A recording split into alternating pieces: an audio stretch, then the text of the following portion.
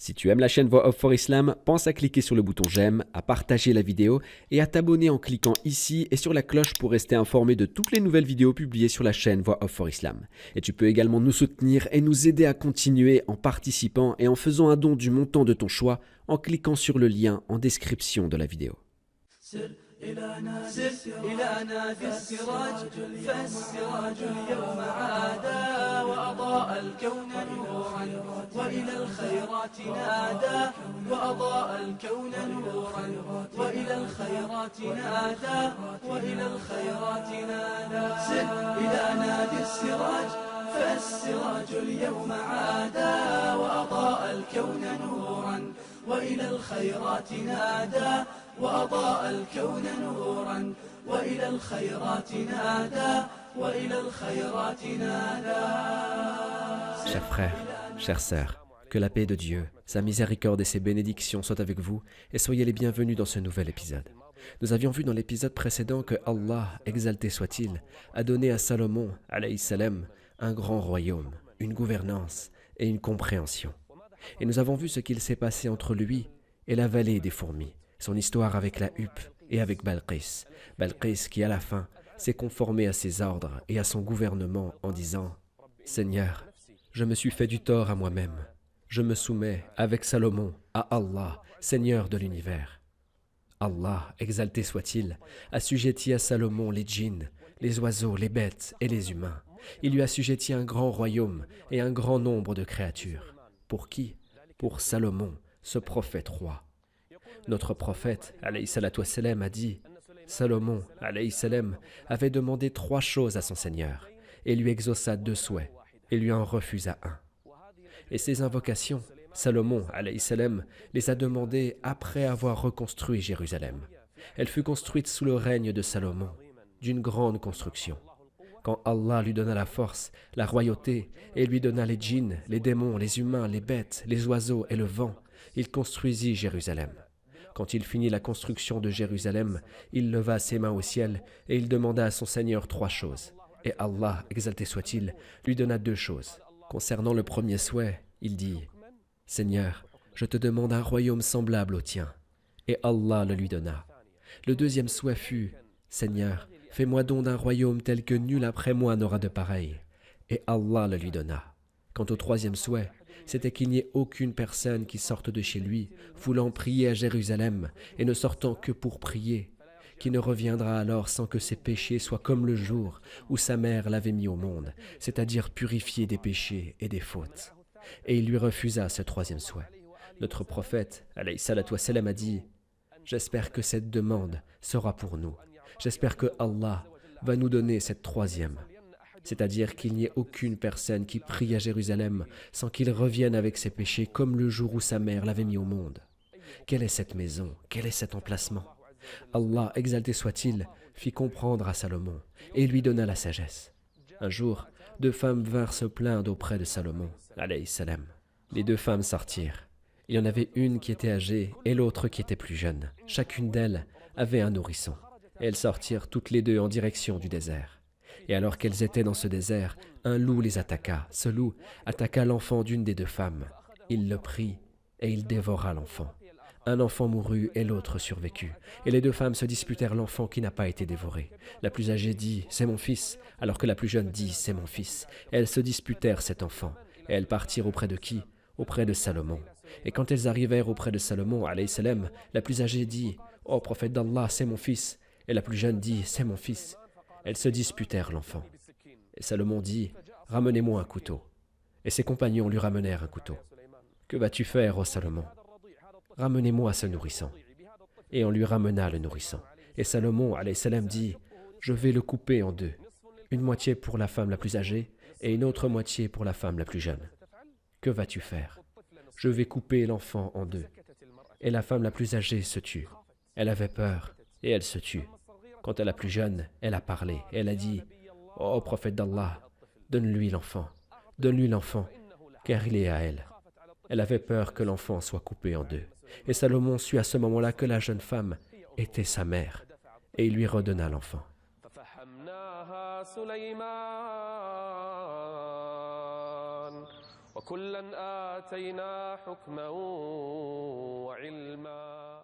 Allah fit comprendre à Salomon, alayhi salam, il lui donna la royauté et la sagesse. Et nous nous rappelons tous quand Salomon avait été occupé par les chevaux, occupé à un point où il n'avait pas fait sa prière avant le coucher du soleil.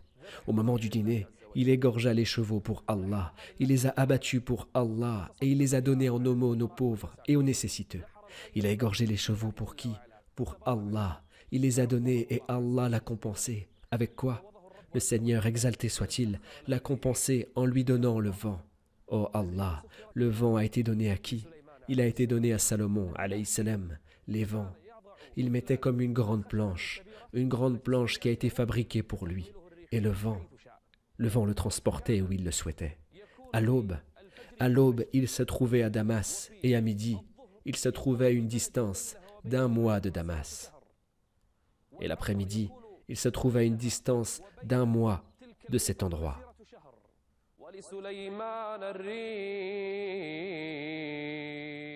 Le vent le transporte dans le ciel et il le transporte à l'endroit où il le souhaite.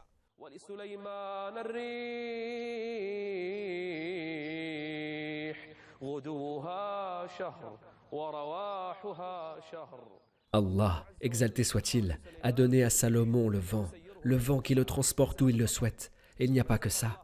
Allah, exalté soit-il, a assujetti à Salomon, alayhi salam, les djinns et les démons. Ils sont assujettis à qui? À Salomon, alayhi salam. Et parmi les démons, il y a les maçons qui lui construisent les grandes constructions. Et il y a les plongeurs qui plongent dans l'océan et qui en ressortent avec des bijoux et des perles. Et tout cela sous les ordres de Salomon, alayhi salam.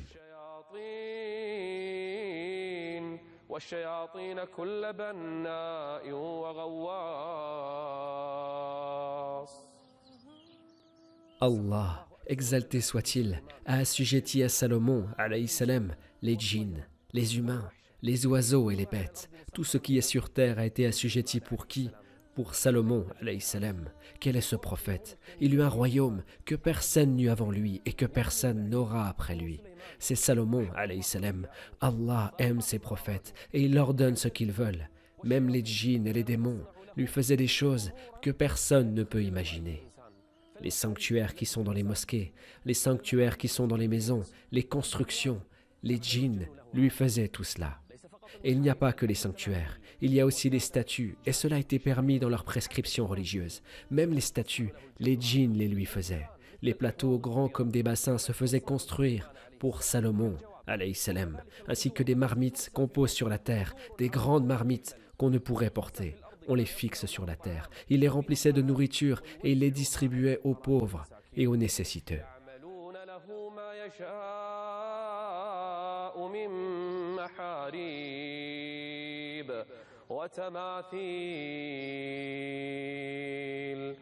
وجفان كالجواب مثل الأحواض وقدور الراسيات. Tout cela pour qui? Pour le prophète d'Allah, Salomon, alayhi salam. Quant aux démons qui lui désobéissaient, il les emprisonnait. والشياطين كل بناء وغواص وآخرين مقرنين في الأصفاد. C'est-à-dire que tous ceux qui ont désobéi à Salomon, alayhi salam, étaient attachés à des chaînes. Et même que les démons eux-mêmes le craignaient. Ils craignaient Salomon, alayhi salam. Combien de fois il a combattu les mécréants et les associateurs? Combien de fois il a combattu les magiciens? Et il saisissait ce qu'il faisait comme magie et il l'enterrait sous son trône. Que la paix et le salut soient sur lui. Et vinrent les derniers moments. Le moment de la mort de ce prophète arriva. Ce prophète qui a eu un grand royaume, qui a construit Jérusalem d'une grande construction. Les dernières heures arrivèrent. Le moment de la mort de ce prophète, alayhi salam. Il a senti qu'il allait mourir. Mais il savait que s'il mourait, les démons allaient à nouveau semer la corruption sur terre. Ils vont se libérer de leur prison. Quand le prophète d'Allah entrait à Jérusalem, les démons avaient peur d'y entrer. Si un démon y entrait alors que le prophète d'Allah était en train de prier à Jérusalem, il se brûle directement. Et ils avaient peur. Ils le regardaient de loin à l'aide des fenêtres, et ils volaient à droite et à gauche, et il regardait Salomon, alayhi salam. Est-ce qu'il prie ou est-ce qu'il est à l'extérieur de Jérusalem? Et quand Salomon sentit la mort arriver, il prit son bâton. Et il avait un bâton qui s'appelait El-Minsa'a. Dans la langue des Yéménites, on l'appelle El-Minsa'a. Il prit son bâton et il se mit dessus. Et il pria Allah, exalté soit-il, à Jérusalem. Quand l'heure de sa mort arriva, il était en train de prier. Et Allah, exalté soit-il, a saisi son âme. Il se mit sur son bâton et il ne tomba pas au sol. Les djinns et les démons pensèrent que Salomon était encore en train de prier. Car des fois, il restait des mois à Jérusalem pour prier Allah, exalté soit-il. Et il continua de prier sans que la terre et les moustiques ne touchent le corps de Salomon. Pourquoi? Car c'est un prophète. Et les corps des prophètes ne se décomposent pas. Allah, exalté soit-il, les préserve même après leur mort. Il se mit sur le bâton. Les djinns avaient peur. Les démons étaient effrayés. Ils pensaient que Salomon était encore dans sa prière. 1 mois, 2 mois, 4 mois, 5 mois. On raconte qu'il est resté 1 année sur cet état. Salomon, alayhi salam. Mais que s'est-il passé? La bête de la terre. La mosquée était de terre. La bête de la terre a commencé à manger le bâton. El-Minsa'a.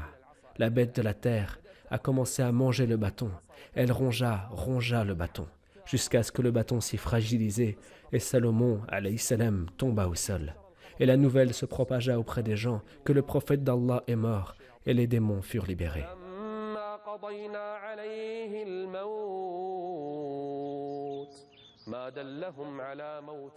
Que qui? ما دلهم على موته إلا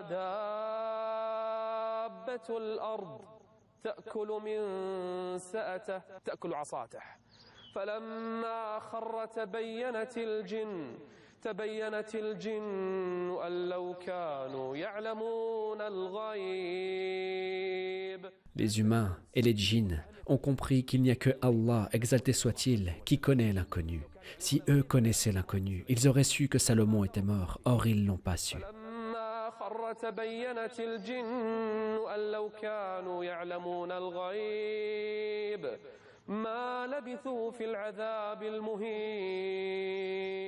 Les démons furent libérés, et ils firent des ravages sur terre. Ils creusèrent sous son trône, et ils sortirent la magie en disant aux gens: ceci est l'héritage de Salomon, ceci est la science de Salomon. Et ils attribuèrent à Salomon, alayhi salam, la magie.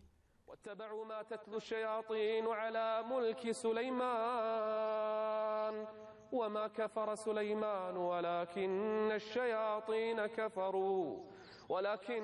الشياطين كفروا يعلمون الناس السحر. C'est ici que se finit l'histoire d'un prophète. Une page qui a été tournée. Quelle belle histoire c'était.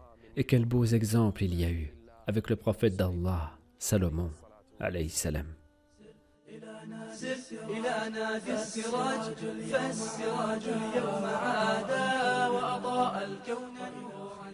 Après Salomon, alayhi salam, un nouveau prophète arriva. Il s'appelle Ezra, alayhi salam. Il fut envoyé en Palestine. La Palestine, cette terre sainte, la terre des prophètes. Et à son époque, la Palestine avait été détruite. Elle était en ruine à cause d'une guerre. Un jour, Ezra, alayhi salam, partit avec son âne en direction d'une terre. Il partit avec son âne et il transportait avec lui un peu de raisin, un peu de figues, quelques morceaux de pain sec et un peu d'eau. Ezra sortit en direction de cette ferme et il regarda la terre qui avait été détruite, il regarda la terre qui avait été mise en ruine, il regarda autour de lui et il dit dans sa pensée: comment Allah va-t-il redonner la vie à celui-ci après sa mort? Il est difficile et lointain que cette terre soit ressuscitée après sa mort, ressuscitée après qu'elle fut détruite. Puis, il mit le raisin, après l'avoir pressé, dans un bol. Puis, il ramena les morceaux de pain sec et il les mit dans le jus de raisin, jusqu'à ce que le pain se ramollisse pour qu'il puisse le manger. Et il attacha l'âne près de lui. Puis il se coucha et regarda autour de lui. Comment Allah va-t-il redonner la vie à cette terre? Et l'homme s'endormit. Il dormit à l'heure du midi et se réveilla avant le coucher du soleil. أو كالذي مر على قرية وهي خاوية على عروشها قال أنى يحيي هذه الله بعد موتها. Et il se mit à dormir. Il crut qu'il avait dormi moins d'un jour. Et un ange le questionna. « Ô prophète d'Allah, combien de temps as-tu dormi ?» Il dit « Je suis resté un jour, ou même une partie de la journée.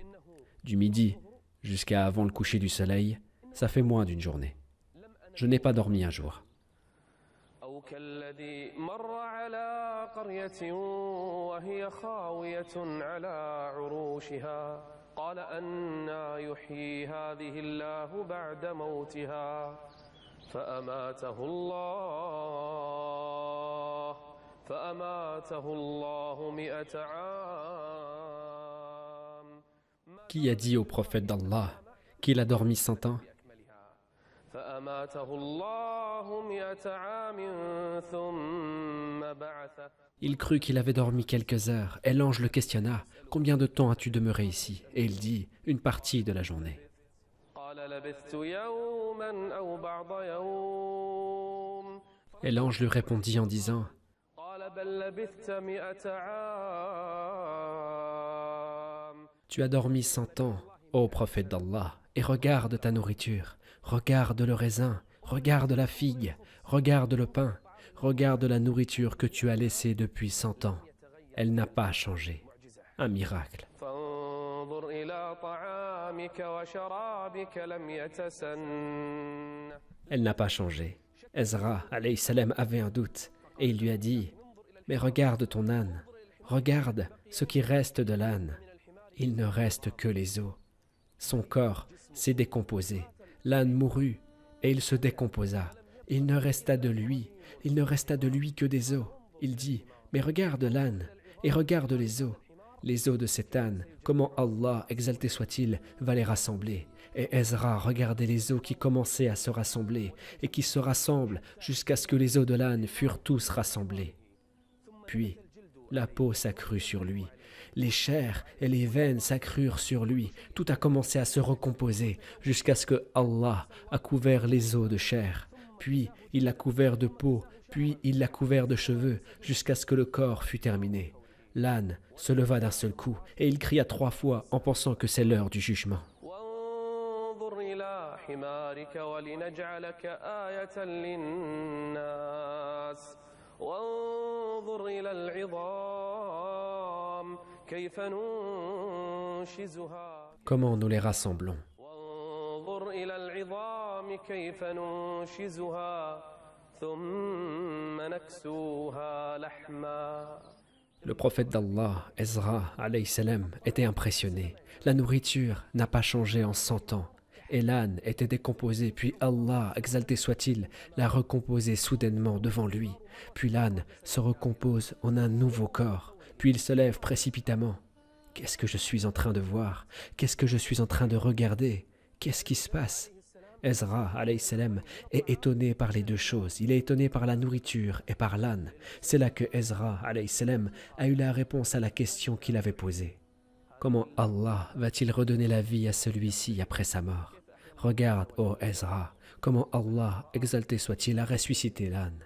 Quand Ezra l'a vu, il dit انظر إلى العظام كيف ننشزها ثم نكسوها لحما فلما تبين له قال أعلم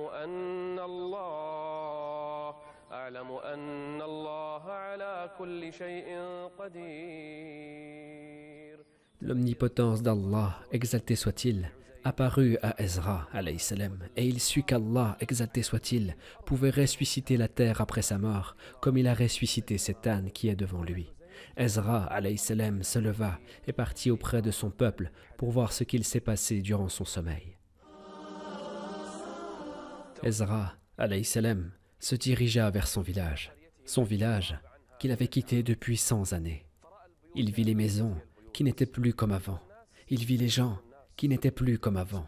Gloire à Allah, comment son village s'est transformé. N'est-ce pas toi, ô Ezra, qui a dit en traversant un village désert et dévasté, n'est-ce pas toi qui a dit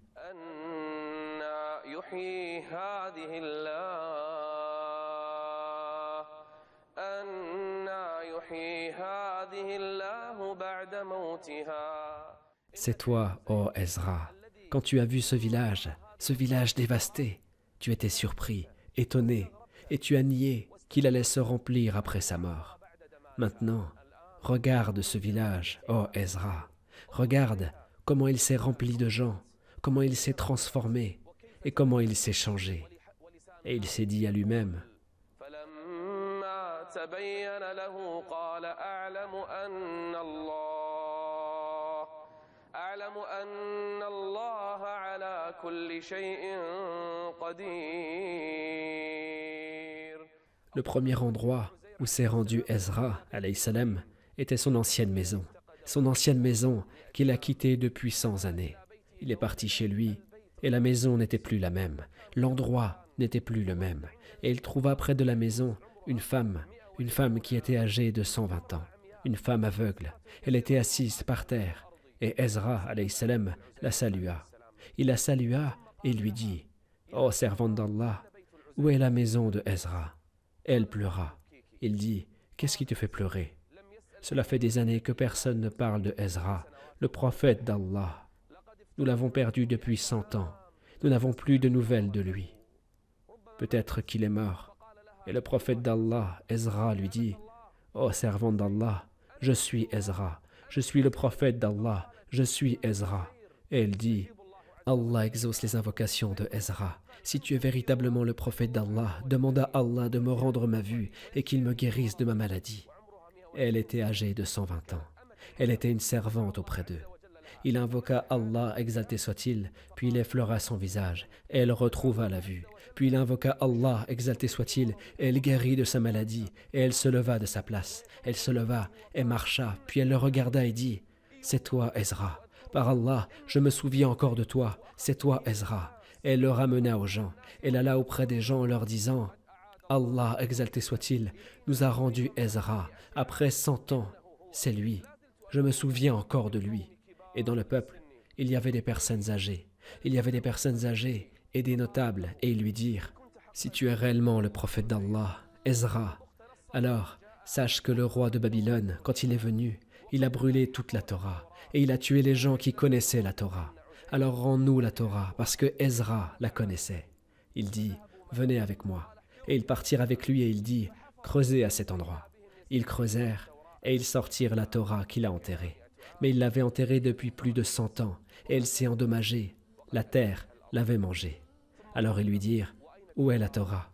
Si tu es vraiment le prophète d'Allah, Ezra, alors sors-nous la Torah maintenant, et rappelle-nous la Torah. » Et notre Seigneur, exalté soit-il, mit la Torah entière dans le cœur de Ezra.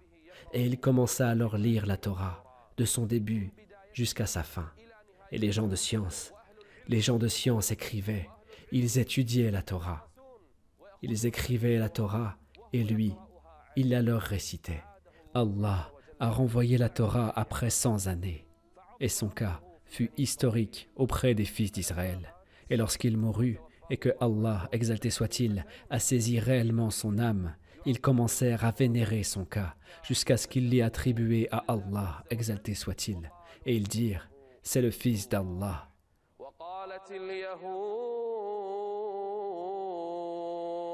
وقالت اليهود عزير ابن الله.